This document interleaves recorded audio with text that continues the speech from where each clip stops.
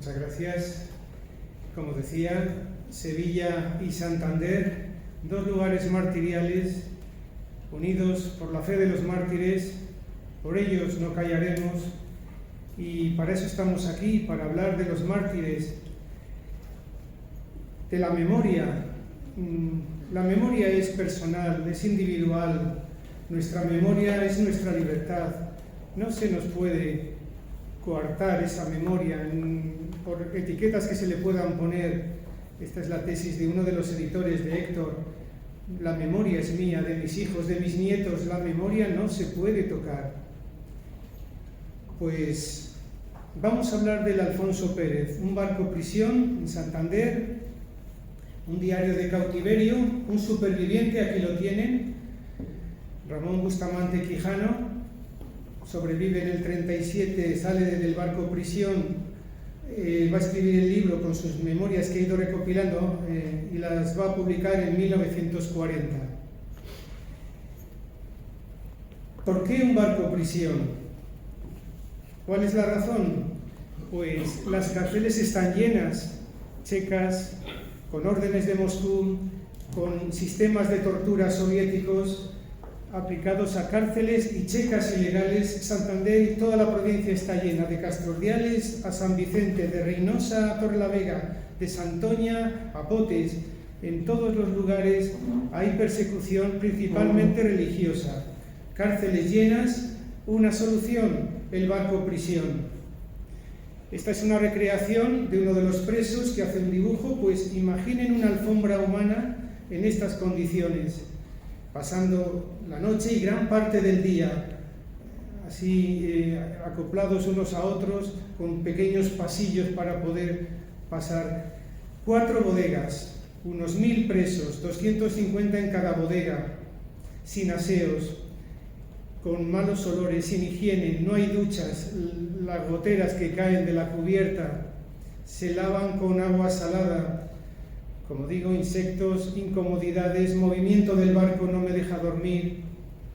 Los cuerpos están doloridos porque vienen de las torturas, de las checas, de las cárceles. Son cuerpos doloridos que han estado a punto, muy cerca de la muerte, y tienen que pasar en estas condiciones varios meses de calor y frío, siempre humedad, siempre movimiento, para que no se me olvide en qué lugar estoy, cómo es este infierno. Días sin comer, noches sin dormir. Algunas cestas de los familiares que aportan a los presos llegan semivacías a su destino. Vamos a ver algunos ejemplos. El que encabeza la lista de 80 nuevos beatos en Santander va a ser don Francisco González de Córdoba, párroco de Santoña. Aquí se ve el acoso, la persecución. No puede decir misa, no puede tocar las campanas, será multado por ello. Le quitan las llaves de la iglesia, de la casa parroquial, convierte la iglesia en un almacén de explosivos. Este monumento del siglo XII podía haber saltado por los aires. Pues este es el panorama. Los libros parroquiales, a través de ellos, van a descubrir posibles víctimas en Santoña.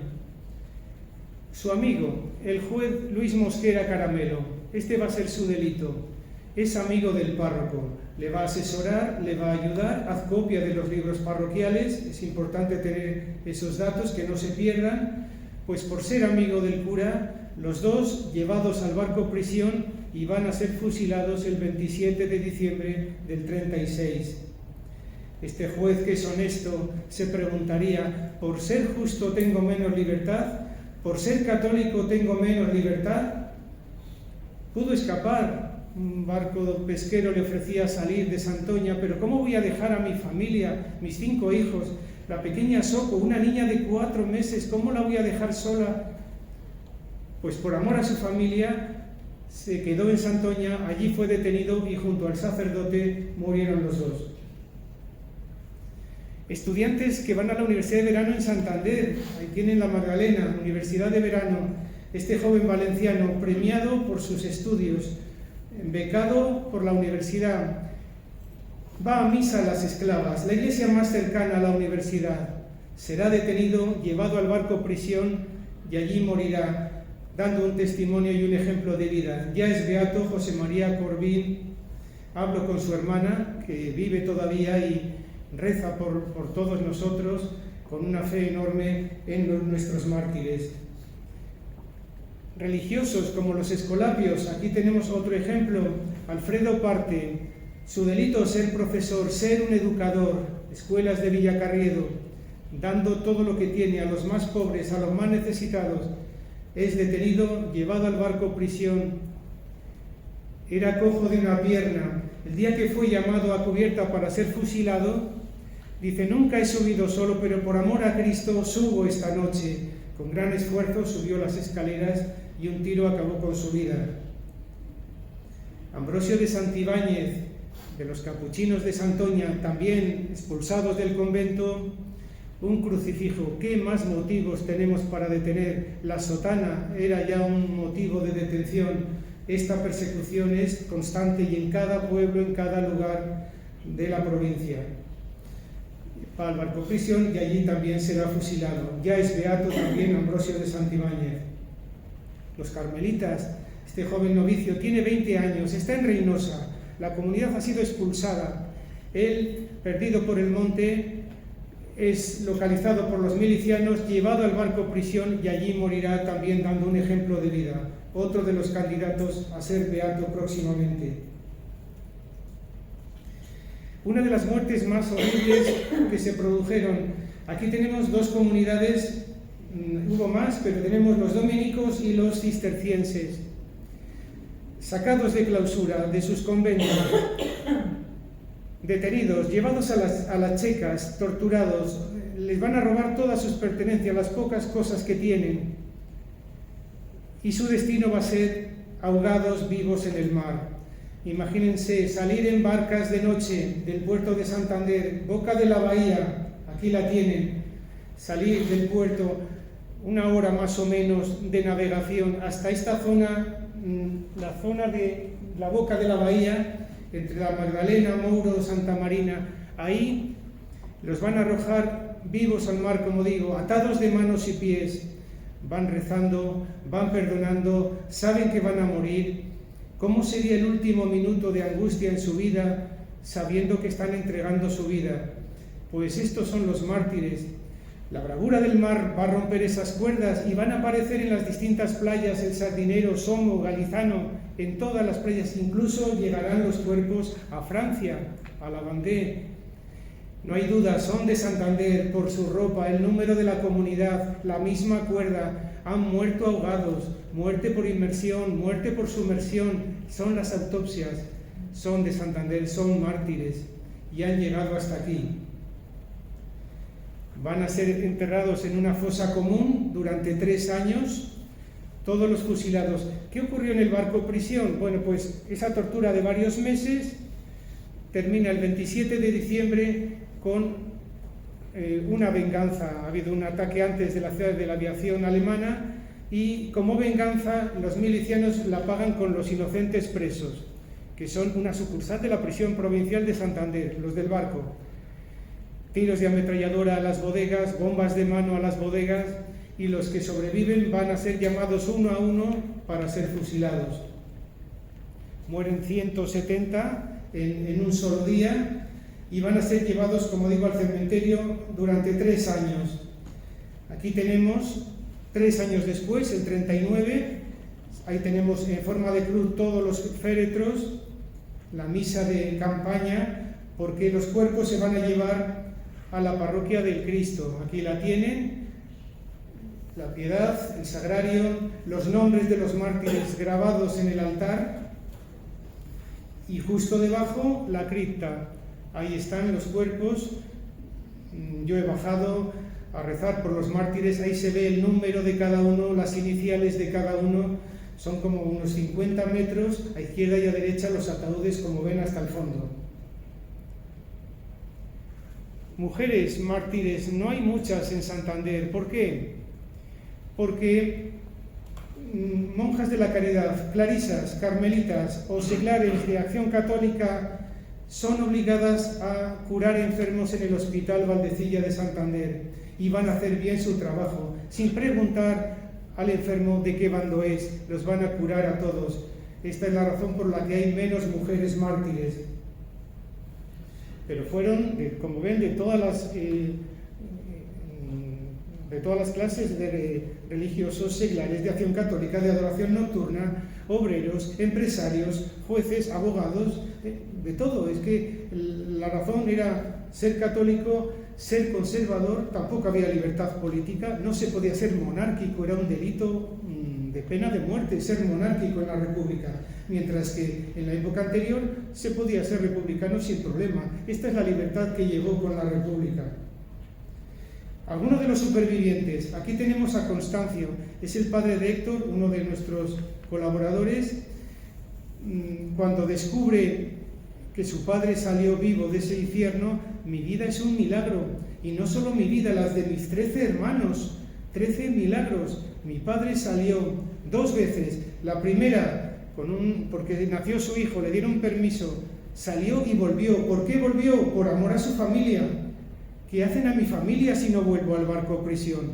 Pues volvió la primera vez. La segunda vez, día de Navidad, un permiso, 48 horas, se produce el asesinato de los presos, ya no volvió, lógicamente, escapó y salvó su vida. Constancio, 13 milagros, maravillosa vida. Otro superviviente, José María Burgón, es empresario, es llamado a cubierta para ser fusilado, lleva un escapulario de la Virgen del Carmen en su mano, la aprieta con fuerza, se encomienda a la Virgen, le dan un tiro en la nuca, el disparo sale por el lateral de su cara, cae, le dan por muerto, otros cuerpos lo van a tapar encima de él, al día siguiente está vivo y salva su vida. De milagro. Los familiares, cuando descubren esto, saltan de alegría cada día. No puede ser, estamos vivos de milagro. Nuestro padre salió de allí. El martirio de las cosas, inspirados por Satanás. Aquí está el resultado. Cuántas imágenes, iglesias, retablos, campanas, archivos quemados, destruidos. Daba igual, románico, gótico, que barroco. Qué destrucción, Cristos quemados. Campanas, callaos, no, la fe tiene que acabar en España, por eso iban a por las campanas, mutilaban las caras de las imágenes, que no vean la fe de España. Martirio y ruinas. Pues, unidos por la fe de los mártires, no callaremos por defender esta fortaleza y esta caridad de los mártires, así que aquí tienen la página web y muchísimas gracias.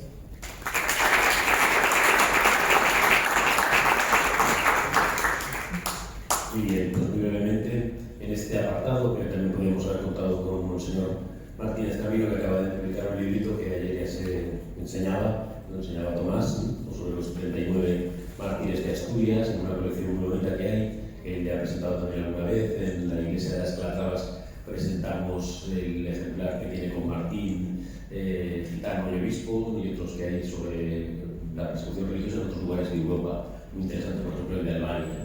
Pero bueno, me habían pedido presentar los últimos libros. Si Dios quiere, el jueves de la fiesta de Cristo Rey, por favor, haceros eco. Este año, ya lo he dicho antes con Monseñor Juan Antonio Martínez Camilo, se celebra el centenario de la fiesta de Cristo Rey. Es en una conferencia que tengo preparada sobre el grito de Dios a Cristo Rey, como en los periódicos carlistas aparecía muchas veces a finales del siglo XIX, principios del siglo XX, antes que la encíclica, antes que la fiesta, antes que los cristeros, aparecía explícitamente el grito de Dios a Cristo Rey al final de los artículos, no como un grito proclamado, ¿no? Pero sí al final de los artículos aparecía muchas veces, sobre todo con cosas en donde se informaba por parte de la Santa Sede de documentos nuevos, de León XIII, de los papas siguientes de principios del siglo XX, y al final los artículos Viva Cristo Rey, ¿no? Y aparecía publicado. Luego, por supuesto, con el grito de los cristeros, Viva la Virgen de Guadalupe y Viva Cristo Rey, como hemos visto alguna vez con Martín en algunos otros sitios, pero por ejemplo en Zaragoza, en la parte de Aragón, que se decía Viva Cristo Rey y Viva la Virgen del Pilar, la famosa chocolatina, que hemos tenido ocasión, el papel de chocolatina que hemos tenido ocasión de ver en el Museo de los Mártires de Barbastro, donde muchos de ellos Viva el reinado de Jesucristo, Viva Cristo Rey, explícitamente. Se recuerda que se celebra 100 años, la primera fiesta se celebra en el 26, pero el documento, la encíclica la firma el Papa el 11 de diciembre de 1925.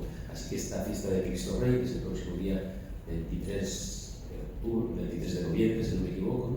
Celebraremos la fiesta solemne de Cristo Rey, y el jueves de esta semana presento el cuarto y último tomo del Martirologio de Toledo.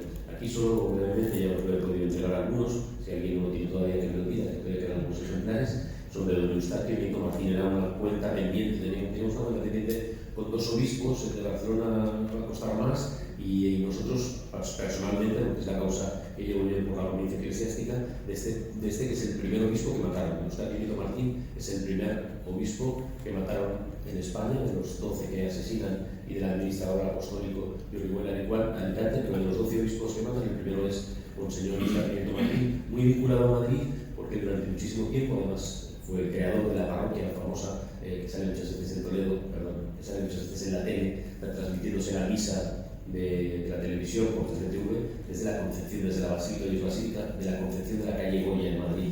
Pues él es el que levanta esa iglesia y después, ya cuando hace poquito que la han inaugurado, le consagran obispo de Sigüenza. Entonces no existía la diócesis, hoy se llama de Sigüenza, Guadalajara, pero la ciudad de Guadalajara pertenecía a la diócesis de Toledo, como tantos sitios de España, por ejemplo, el arciprestazgo de Cazorla en Jaén o el arciprestazgo de Huesca en Granada, y muchos pueblos de Albacete y muchos pueblos de Guadalajara. Y la ciudad, al cardenal Segura, cuando lo expulsan de España, está en la ciudad de Guadalajara, porque está reunido en una reunión arciprestal con los curas de la ciudad, y por eso le detienen ahí, pero porque era propiedad todavía, pertenencia de la archidiócesis de Toledo. Luego la diócesis y el obispo es de Sigüenza, ahora es Sigüenza, Guadalajara. Y bueno, pues es un libro en el que se quiso preparar su biografía, como hacemos muchas veces, con fotografías, que es muy visual. Además, incluso tenía fotos de estudios, que es muy curioso. Un fotógrafo muy famoso le pidió que posara, entre comillas, para unas fotos oficiales, y se conservaban y están accesibles en internet. Y luego contando toda su vida, mucha gente de Madrid, como había estado, les había sacado mucho dinero a los ricos de Madrid para hacer la Concepción, ¿no? Pues tenía mucho trato con ellos, y luego casulicos y un montón de fotos de bodas, de bautizos, en los periódicos, en el ABC, todo lo que se publicaba entonces, ¿no? Y el libro se ha escrito para ser entregado el pasado 26 de julio, el aniversario del martirio es el 27, pero era domingo, y el obispo de Sigüenza, Guadalajara, puso una celebración para el 26 de julio, en donde se ha clausurado la fase diocesana, por fin, después de 20 años, por fin, gracias a Dios, se ha clausurado el grupo de Sigüenza, Guadalajara. Ya sabéis que yo me encargo de la causa que llamamos toledana, que son 7 causas, una causa de 7 causas, ¿sí? Que son las 5 diócesis de Castilla-La Mancha, Toledo, Guadalajara, Albacete, Ciudad Real y Cuenca, más la diócesis de Ávila, porque los pueblos que fueron castigados por la persecución religiosa hoy son provincia de Toledo, pero hoy son diócesis de Toledo y pidieron unirse a nosotros en el año 2002, y además un grupo independiente de 52 franciscanos, la mayoría asesinados en Toledo, en Consuegra sobre todo.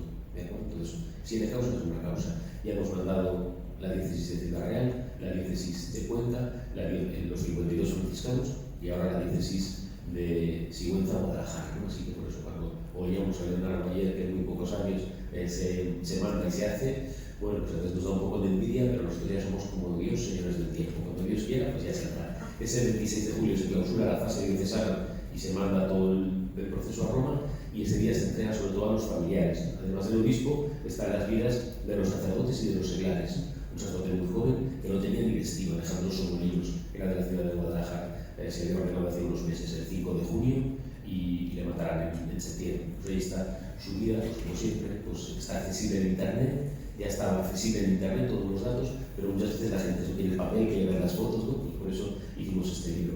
Y en segundo lugar, que yo creo que ya se ha acabado el tiempo, y en segundo lugar, pues publicamos, me pidió la editorial San Román, una novela histórica al 90%, 95% es todo histórico, pero ya es un episodio que utilizamos, no inventado, pero sí haciendo algún relato para poder unir las historias de lo que sucede en la ciudad de Toledo.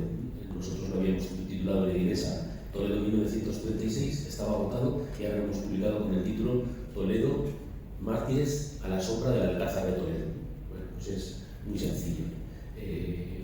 Siempre evitamos, y no tiene por qué, es la historia, todo lo que sucede en torno a luchas, conflictos, el alzamiento, la guerra, los enfrentamientos, el bando nacional, el bando republicano. Es verdad que siempre decimos lo mismo. Hay historiadores, no políticos, por favor, hay historiadores, que los historiadores se ocupen de eso, ¿no? Muchas veces decimos, ponemos el punto y final, aunque nosotros tenemos un sacerdote que muere en junio de 1939, lo fusilaron durante la guerra, pero se queda herido en su casa, y las heridas de guerra, las heridas de fusilamiento, son heridas de martirio y será el motivo de la muerte, ¿vale? Pero muere en mayo, finales de mayo del 39, ya acabado la guerra. Pero siempre decimos que ponemos un poco el punto final el 7 de febrero de 1939, cuando matan a don Anselmo Polanco Fontecha, el último obispo, el obispo de Teruel. Y ahí se acaba un poco, que luego la guerra dura hasta el 1 de abril, pero recordamos precisamente los mártires del 34 nos hacen entender que el periodo no es de guerra civil, son mártires de la persecución religiosa, mártires de la persecución religiosa del siglo XX. ¿De acuerdo? Entonces, pero nadie puede negar la gesta militar que fue el Alcázar de Toledo. Muchas veces he contado, como dando conferencias sobre esto, un hombre de Madrid, le sacaba una cabeza mayor, un hombre abuelo, vino y me dijo: soy húngaro. Mi abuela nos hacía todas las noches de rodillas rezar por la victoria en el Alcázar. Eso es un episodio muy famoso. Pero mártires a la sombra del Alcázar. Fueron asesinados, como en Sevilla, la guerra en Talavera y en Toledo duró nada. En la ciudad de Talavera acaba el 3 de septiembre, en la ciudad de Toledo acaba el 27 de septiembre. Franco desde Salamanca en avión viene a Talavera y por carretera, que era ya zona nacional, va a Toledo después de que entran los militares y de la famosa frase: si no me dan el Alcázar, ¿no? Todo eso es real, repito, a quien le interese lo militar no se puede decir en voz alta: Franco es el único militar que ganó al comunismo en campo de batalla. Entonces, pero eso son cosas históricas. Yo digo, oiga, que además de lo del Alcázar, la ciudad se convierte en una ratonera. En los 3 meses, 2 meses y medio de la guerra, son asesinados 108 sacerdotes canónigos de la catedral, párrocos, carmelitas, toda la comunidad de maristas, 3 jesuitas, un franciscano, 108. Y eso es lo que cuenta este libro: mártires a la sombra del Alcázar. El episodio del Alcázar, repito por tercera vez, es incontestable, por mucho que se quiera contar otra cosa, pero tenemos una historia martirial, pero historias tremendas. Y fueron como si se tratase de una ratonera. Ya saben que la ciudad de Toledo estaba en una montaña, estaba enmurallada, se quedaron en las puertas, de allí no salió nadie, y fueron casa por casa buscando todos los sacerdotes, y los mataron todos. El párroco de San Nicolás de Bari, al lado de la plaza de Zocodover, se asoma al balcón, al Nuevo Janeiro, le hacen bajar y en la puerta le fusilan, sin mediar palabras. Y se pasa 2 días en la puerta, en el inicio de la puerta del cadáver. La hermana dentro de la casa, muerta de miedo, sin tener que bajar 2 días hasta que retiran el cadáver. Y esas historias de perdón, la gente que estuvo en la cárcel durante mes y medio, el beato José Polo, que es el deán de la catedral, van a fusilar a 80 personas, les dicen que les llevan a la cárcel de Ocaña y les llevan a las murallas del Cambrón, la puerta del Cambrón, en las murallas, a 40 y 40, y los fusilan por la noche. Cuando los están fusilando, él dice, con palabras graves: Dios perdona en nombre de todos, pero Dios os tendrá en cuenta este pecado. Tenemos la declaración, borrachos, bebidos, tenemos la declaración de una mujer de una cantina, que trabaja en la cantina, y uno de los milicianos entra en la cantina y dice, con palabrotas me imagino: caramba, con el canónigo, que ni el miedo me paró la lengua. Cuando hicimos la exhumación, aparece don José Polo, porque en vez de darle un tiro de gracia con la culata, le abren el cráneo, y decía el forense: es como si cuando se hubiera muerto le hubieran hecho una foto, con el rostro de dolor, contraído, tal cual apareció a la de la exhumación, porque el cuerpo permaneció incorrupto. De perdón, en las afueras, en Argés, también, uno de los operarios diocesanos, matan al director general de los operarios diocesanos, Pedro Rubí de los Baños, matan al rector del seminario menor, José Salapicó, y matan a don Guillermo Hernández Plaza. Ese dibujo que ha aparecido de los mártires, es un mártir agustino, que aparece en la playa de Lavandé. Qué unión tan misteriosa, ¿no? Tan providencial de nuestros mártires españoles. Un mártir que aparece en Lavandé, donde sean todos los mártires de Lavandé de la Revolución Francesa, ¿no? Pues hay otro dibujo que se hace, claro, no hay foto, pero es un dibujo en donde ese operario diocesano superior del seminario mayor, cuando le van a fusilar, a ver un momento, ¿quién me va a fusilar? Que le quiero dar un abrazo y perdonarle. Mientras dicen, se está quitando el reloj para entregarse. Historias de perdón, de violencia, de muerte, de sangre derramada, pero historias de perdón que nos enseñan a amar a nuestro Señor Jesucristo para dar la vida. Y bueno, pues que no dejemos de escribir un Señor querido hermano, que no dejemos de publicar para que los lectores encuentren y podamos recomendar libros de mártires, para que se hable, se conozca, nos encomendemos, nos estamos quejando de que no nos hacemos santos, le agradecemos, nos encomendemos, nos hagamos amigos de ellos y les pidamos hasta arrancarles favores, ¿no? Envía a los millones de estampas que hicieron en la obra, en el Opus Dei, para la canonización y beatificación de San José María Escrivá de Badajoz, y luego el milagro de la canonización fue un doctor de Badajoz, no fue ni en China, ni en Japón, ni en todo el mundo donde había estampas, sino en Badajoz, ¿no? O sea que a veces, cuando lo necesitemos, arranquemos milagros de nuestros mártires para hacerlos santos. Amén.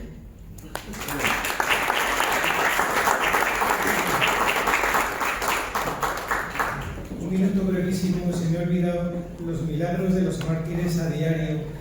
Cuando estos se escriban,